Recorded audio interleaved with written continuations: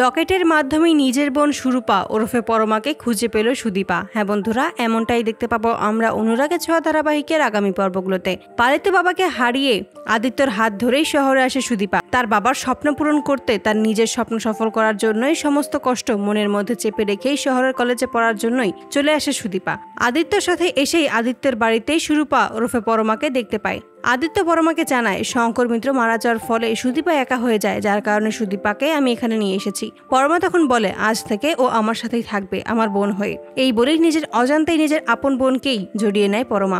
এভাবেই কেটে যায় কয়েকটা মাস। হঠাৎ করে সুদীপার অতীত সম্পর্কে মনে পড়ে এবং কান্নায় ভেঙে পড়ে। নিজের ঠাকুমার দেওয়া লকেটটা হাতে নিয়েই কান্না করতে থাকে।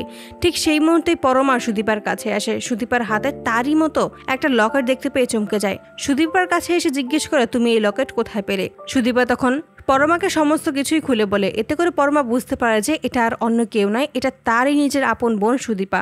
ঠিক সেই মুহূর্তে সুরূপা তার কাছে থাকা তার লকেটটা সুদীপাকে দেখায়। এতে করে সুদীপাও বুঝতে পারে এতদিন যাকে সে বোন মনে করেছিল সে সত্যি তার আপন বোন, তার হারিয়ে যাওয়া সুরূপা। তো বন্ধুরা, তোমরা এটাই তো চাও জন্য এভাবেই লকেটের মাধ্যমে নিজের বোন সুরূপা ওরফে পরমাকে খুঁজে পায় সুদীপা? কমেন্টে জানাও। আর নিয়মিত আপডেট পেতে আমাদের চ্যানেলটি এক্ষুনি সাবস্ক্রাইব করে পাশে থাকো। ধন্যবাদ।